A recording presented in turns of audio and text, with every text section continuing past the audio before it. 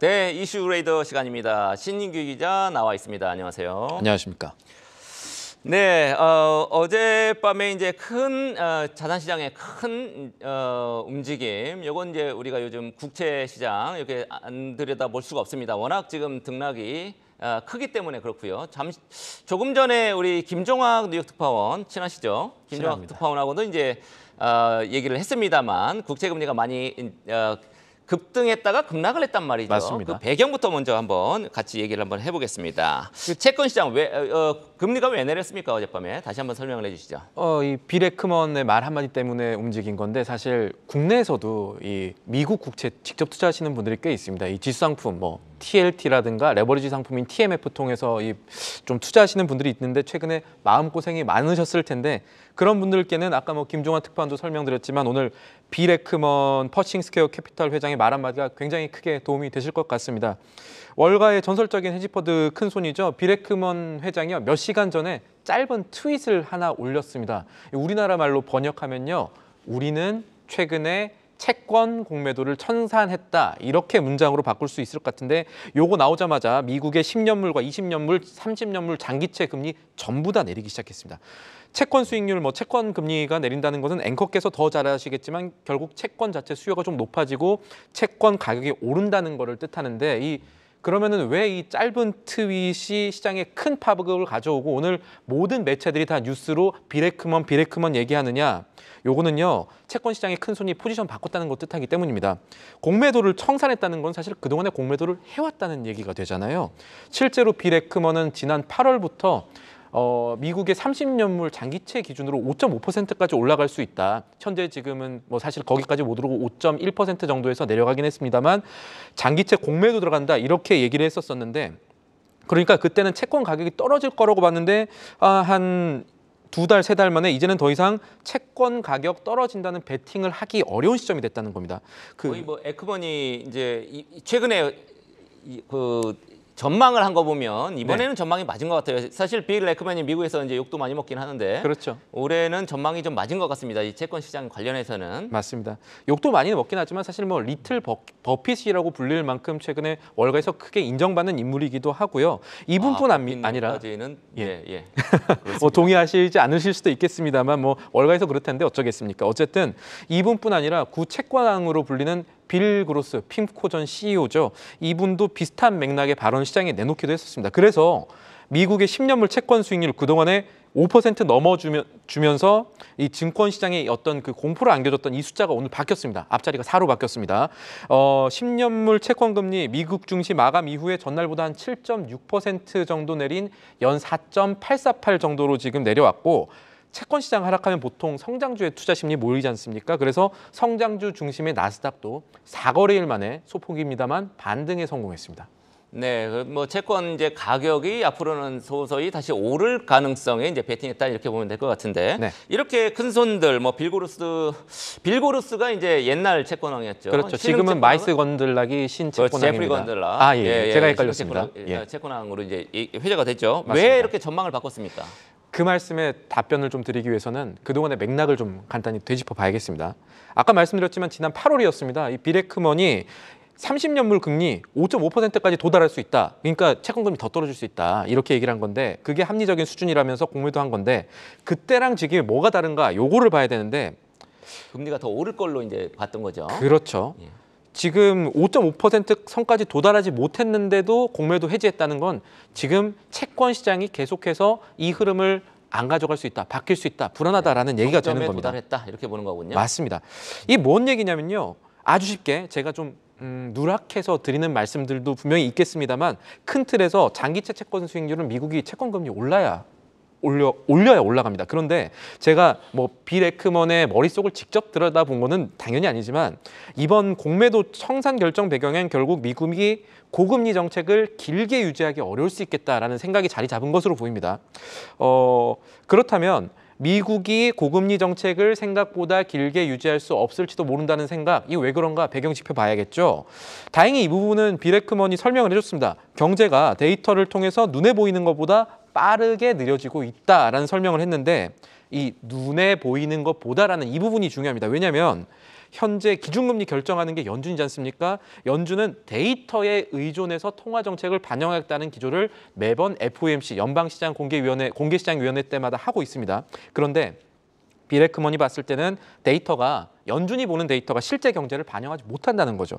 공교롭게도 같은 날 이런 얘기를 빌 그로스 핑코 CEO도 했습니다. 전 핑코 CEO도 했습니다. 빌 그로스 같은 경우는 미국의 경제 침체 시점 내년이 아니라 올해 4분기로 본다고 했습니다. 지방은행들이 흔들리고 있고요. 자동차 대출 연체율이 늘어나는 게 미국 경제가 생각보다 빠르게 둔화할 수 있다는 신호라는 겁니다. 이 뱅크레이트에 따르면 5년 만기 신차 평균 금리가 지금 현재 7.62% 정도 됩니다. 연산 그렇습니다. 그런데 이 정도 금리에도 대출 연체 늘어난다는 건 지금의 고금리 정책 어쩌면 부적절할 수 있다고 본 거죠. 네, 뭐 많은 전문가들이 거기 동의할 것 같습니다. 지금 미국의 기준금리 연 5.5% 굉장히 높은데 이게 이제 장기간 유지가 되더라도 추가로 올리기는 어려울 것이다. 이런 예측이 지금 대체적인 것 같습니다. 두 번째 주제로 갈게요. 이스라엘 팔레스타인 하마스죠, 무장정파. 그렇습니다. 이쪽 지금 전쟁 상황 지금 어떻게 되고 있습니까? 갈등이 커지고 있습니다. 갈등이 커져서 하루 전에 미국은 이 인접 국가입니다. 이라크, 레바논 여행 금지 지역으로 격상시켰습니다. 그리고 이라크와 시리아 지역에서는 이란이 지원하는 무장단체가 공격을 늘리고 있다는 뉴스들이 계속해서 나오고 있습니다. 이란이 이제 헤즈볼라 그 레바논 쪽에 있는 그렇습니다. 하고 있고요. 그리고 조금 전에 존 커비 미국 국가안전보장회의 조정관이죠. NSC 보좌관이 오늘 얘기를 했습니다. 기자 담화가 있었는데 외신 기자 브리핑이 있었는데 무력 충돌이 확대되는 거 당연히 미국이 원치 않는다고 얘기를 하겠죠. 그러면서도 이란의 위협을 주시하고 있다라고 얘기를 했습니다. 이 무슨 얘기냐면요. 지난 7일까지만 하더라도요. 이란의 개입 같은 경우는 확인되지 않는다라고 얘기를 했는데 톤이 점점 좀 바뀌고 있는 거예요. 그러니까 중립적인 어조에서 백악관에서도 이제 중동 갈등 확산의 배후에 이란이 있을 수도 있겠다라는 심증을 굳힌 것으로 본다라는 얘기들이 지금 워싱턴에서 나오고 있습니다. 이란이 사실 중동에 이제 굉장히 센 나라인데 이란의 개입이 사실로 이게 드러나게 되면 어떤 영향이 있을 것 같습니까? 이란의 개입이 확인이 된다면요. 저희가 투자 방송, 경제 방송이니까 경제 쪽 얘기를 먼저 하자면 유가 측면, 원자재 측면에서는 사실 급등 시나리오입니다. 이거는 저희가 저번에 이슈레이더 시간에 전달을 드린 적도 있는데 특히나 이란의 개입이 정말 확인이 되고 중동이 확전이 될 경우에 어떤 시나리오가 제일 겁나느냐. 이란이 이 원유 물동량의 큰 부분을 차지하는 호르무즈 해협 봉쇄해버리면 이거 유가 급등 쇼크 오는 거 아니냐. 미국이 타격 입는 거 아니냐.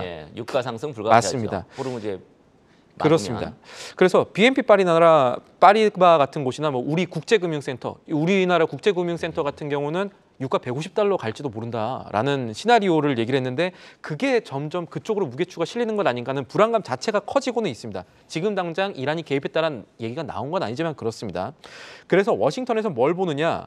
이스라엘이 가자 지구에 지금 지상군 투입하려는 거 미국이 막고 있거든요. 왜 그러냐면 미국이 봤을 때는 이스라엘이 가자 지구에 지상군을 투입하면 민간인 사상자가 크게 발생할 수밖에 없고 그렇게 되면 이란이 본격적으로 참전할 명분이 생긴다.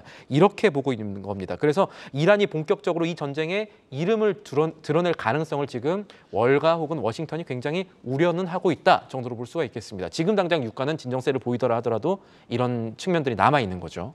그렇군요. 자, 마지막 이슈 보겠습니다. 새벽에 우리 김범수 카카오 의장 이제 얼굴 보니까 뭐 한 16시간 이제 조사를 받고 나오면서 아마 이제 이런 표현이 뭐 맞을지 모르겠습니다. 탈탈 털렸을 겁니다. 그래서 많이 수척해 주셨더라고요. 저도 오늘 자다가 알람 받고 잠깐 깨가지고 다시 한번 확인했는데 이 종료 시점이 오늘 새벽 2시 가까울 시점에 조사가 끝났었습니다. 굉장히 좀 피곤했는데 시세 조종 의혹과 관련한 이 16시간 마라톤 조사였습니다. 제가 피곤하다니까 굉장히 앵거해서 좋아하시는데 어쨌든 이번에 추가로 나온 것을 보면은 일단 성실하게 조사에 임했다라는 간단한 입장이 있었고 질문들을 보면은 이거 지금 카카오뱅크 괜찮을 거냐 김범수 의장 책임 경영 위해서 경영에 돌입할 거냐 이런 얘기인데 여기에서는 아직까지 대답을 하진 않았습니다. 근데 그만큼 고심은 짚을 겁니다. 왜냐하면 이번에 금감원의 특사경이 이례적으로 총수급을 소환했다고 합니다. 그런데 일각에서 이렇게 총수급을 소환한 것은 어느 정도 금감원에서 혐의를 입증할 자신이 있기 때문이니까 이런 것이다라는 분석이 나오고 있거든요. 그렇게 되면 김범수 의장이 이런 개별 경영진뿐 아니라 법인인 카카오 자체가 이 시세 조종 혐의가 인정될 가능성이 있고 거기에 대해서 우리가 가장 주목하는 것은 결국 이 대주주 적격성이라는 문제로 카카오가 카카오뱅크의 경영권을 잃게 되면 어떻게 되지라는 생각을 해볼 수가 있고요. 한투로 넘어가는 거죠, 뭐. 저는 그렇게 말하지는 않았습니다. 다만 그런 가능성에 대해서는 굉장히 지금 신경을 많이 쓰고 있는 건 사실이고요. 또 하나 이 이슈가 지속이 된다면 안 그래도 낮은 지금 카카오 주가 신저가 행진을 계속할 가능성도 당분간은 배제할 수가 없습니다. 그러니까 이런 카카오에 대한 나쁜 소식들이 당장은 마무리되지 않을 가능성을 주식 투자 측면에서도 살펴볼 수가 있다는 얘기입니다. 네, 카카오 주가 진짜 문제입니다. 작년 초만 해도 뭐 10만 원 넘었던 것 같은데 지금 얼마인가요? 지금 3만 원대 예, 뭐 많이 이렇게 되는 났습니다. 것 같습니다. 너무 많이 떨어진 것 같고요. 이렇게 지금 시세 조정 뉴스 요즘에 꽤 나오더라고요. 카카오뿐만 아니라 외국인도 시세 조정 뭐 들어왔다 뭐 이런 얘기가 있던데. 그렇습니다. 이게 금감원이 열일을 하는 건지 아니면 정말로 우리 증시가 그놈의 작전 세력의 놀이터가 되고 있는 건지 사실 이런 이슈 다룰 때마다 조금은 이제 화가 나기도 하는데 국내에 상장된 외국 기업이요 이 시세 조성 혐의를 받고 있습니다. 금융위원회 증권선물위원회 그러니까 증선이가 외국 기업 한 곳에 대해서 이 시세 조정 혐의가 있다면서 검찰에 통보를 했는데요. 이 유상증자 무사하게 성공을 시키려고 경영진이 직접 나서서 시세 조정 주문을 냈다고 하는데 이런 뉴스들을 좀 안 볼 수 있도록 처벌도 사후 조치도 좀 촘촘해지는 게 이제는 우리 증권시장을 위하는 길이 아닐까 합니다. 네, 지금까지 신인규 기자와 이슈레이더 같이 짚어봤습니다. 내일 또 찾아오겠습니다. 수고했습니다. 감사합니다.